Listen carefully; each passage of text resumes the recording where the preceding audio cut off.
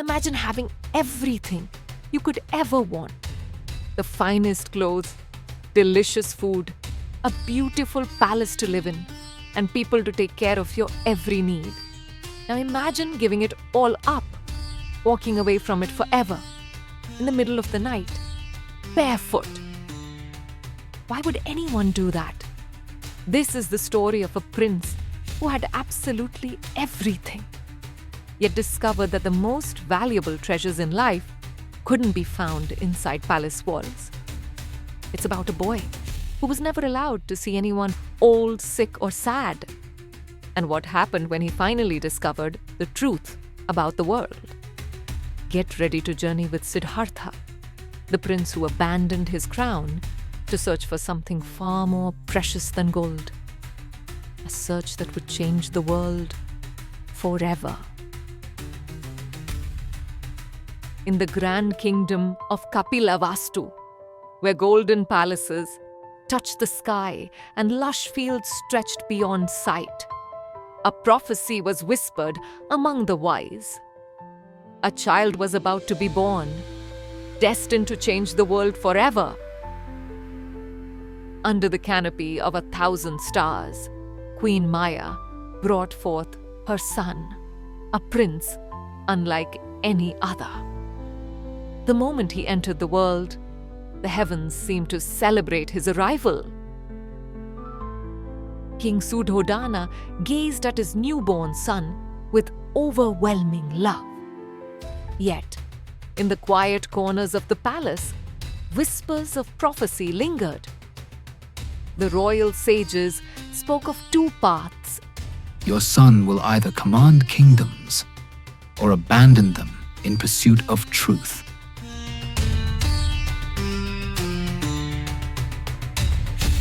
A great ruler or a wandering sage. One future ensured power, the other invited uncertainty. The king would not allow his son to stray from the destiny he envisioned. Build him a paradise. Let no sorrow or suffering stain his world.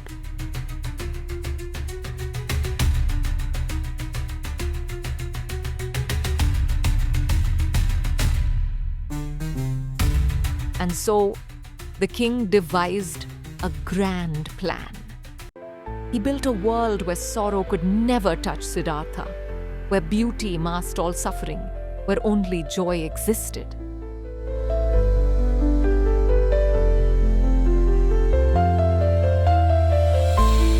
No sickness, no suffering, no death must ever cross his path. Yet, deep inside, the king knew that shadows could not be hidden forever. That fate had a way of slipping through even the strongest walls.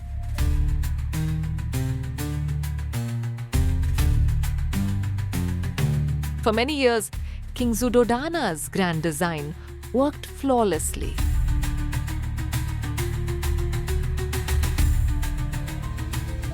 Within the palace walls, Siddhartha grew, joyful, curious, untouched by sorrow.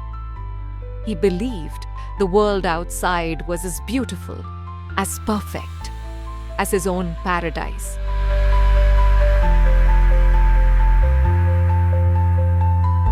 But something inside him stirred. An unspoken question, a quiet longing.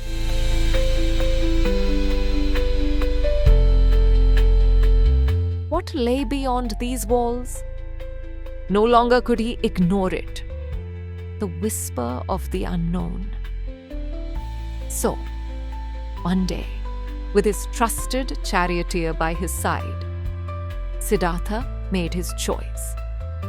He would step beyond the only world he had ever known. For the first time, Siddhartha rode beyond the golden gates. The world outside was vibrant, full of life. Then, among the faces of youth and joy, Siddhartha saw something he had never imagined. An old man, bent with age, moving slowly, leaning on a cane. His skin wrinkled, his steps heavy with time. Siddhartha turned to his charioteer. Who is that? Why does he look so different?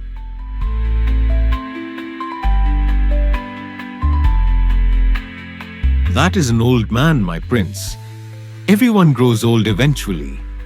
And in that moment, Siddhartha felt the first crack in the perfect world he had always known. He had never thought about aging before, never imagined life beyond youth.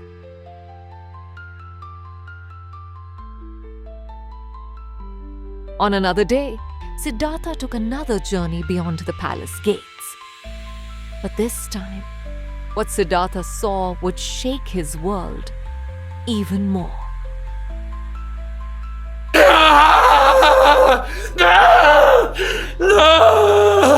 Siddhartha turned to his charioteer. What is wrong with that man? That man is ill, my prince. All people get sick sometimes. Siddhartha's heart pounded. If sickness could strike one man, could it strike all? Could it find him? A quiet fear stirred, a question he had never asked before. On his third journey beyond the palace, Siddhartha rode through the heart of his kingdom. But this time, joy did not greet him. Instead, sorrow echoed through the streets, and the weight of grief hung in the air. Then, he saw them. A group of people, their faces streaked with tears, moving slowly through the streets. They were gathering in quiet reverence before someone unmoving, silent. Siddhartha's voice was hushed, almost afraid to ask. What happened to that person? That person has died, my prince. All living things eventually die. And in that moment, Siddhartha understood. No matter how grand his palace, no matter how joyful his youth, nothing, no one could escape aging, sickness, or death. On his fourth journey beyond the palace walls, Siddhartha expected the world he had come to know. Joy, suffering, life moving forward. But this time, something different caught his eye. Someone unlike anyone he had seen before. Siddhartha turned to his charioteer, confusion and awe in his voice. Who is that? That is a spiritual seeker, my prince. Someone who has left their home to find answers about life's big questions. For the first time, Siddhartha saw something beyond power, beyond suffering, beyond fear. A life devoted not to wealth or pain, but to wisdom. And deep within, something stirred, a question that would never leave him. That night, Siddhartha lay awake. The palace around him was as beautiful as ever, yet something had changed. His mind would not rest. His heart would not settle. What he had seen haunted him. He thought of the old man, the sick man, the grieving faces in the streets. His perfect world had shattered. If all people suffered from aging, sickness, and death, then what was the meaning of joy? Could peace exist beyond pain? There had to be an answer, a way to find peace, even in a world of suffering. But to seek it, he would have to leave behind everything he had ever known. Under the veil of night, Siddhartha made his choice. The world he had known, its comforts, its luxuries, its illusions, could no longer hold him. He had lived as a prince, but tonight he would walk away as a seeker. For the first time in his life, he was truly alone. No palace, no wealth, no royal title. Only the road ahead and the questions in his heart. Siddhartha had abandoned his past, seeking wisdom in suffering. He joined those who believed that starvation could bring enlightenment. But day after day, his body weakened, his mind clouded, and still the truth did not come. Time passed, and Siddhartha grew weaker. Hunger gnawed at him, but no wisdom came, no clarity, only suffering. Then, as he sat in silence, a thought emerged.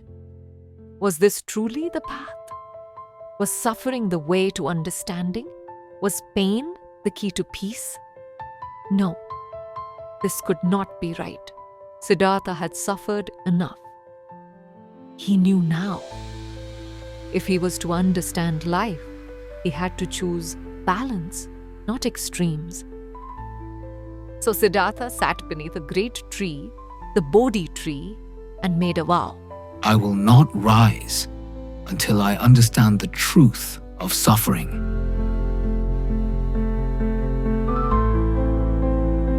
But forces unseen did not wish for Siddhartha to succeed.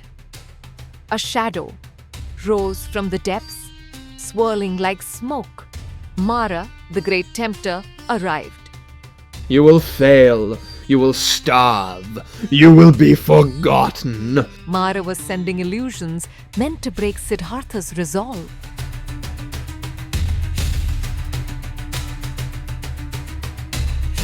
Then the moment came. Siddhartha faced his fears, his doubts, his temptations, and he did not falter.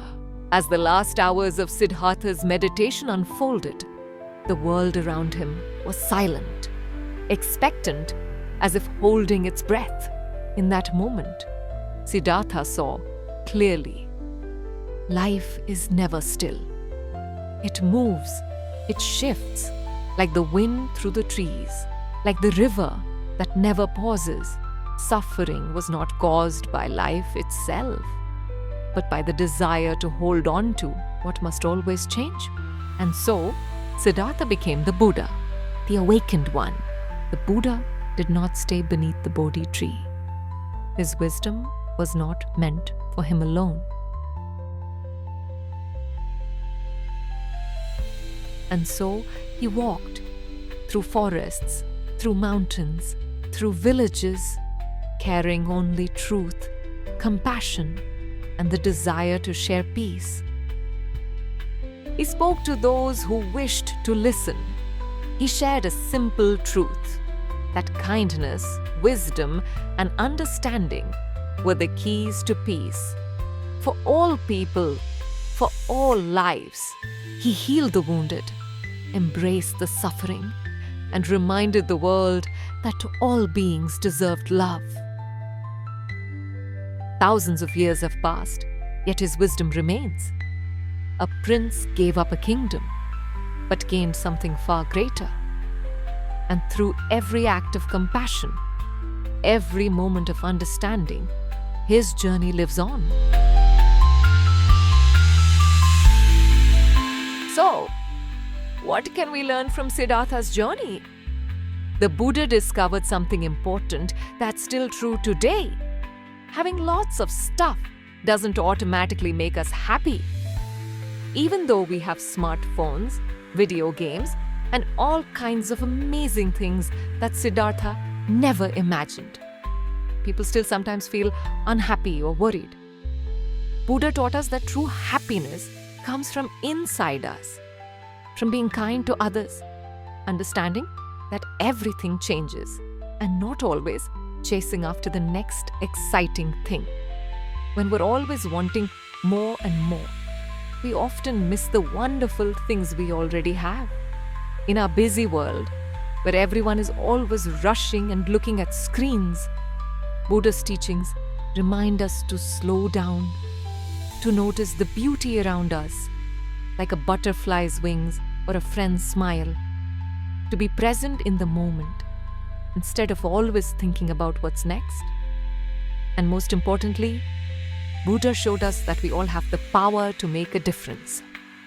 Just like Siddhartha chose to leave comfort behind to find a better way, we too can make brave choices to help others and make the world a kinder place. So the next time you feel upset because you want something you don't have, or when life seems unfair, remember Siddhartha. Remember that sometimes the middle path, not wanting too much or too little, is where we find our greatest peace. And remember that just like the Buddha, you have wisdom inside you too. You have the power to choose kindness, to understand others, and to find happiness, not just in what you have, but in who you are. What small act of kindness could you share with someone today?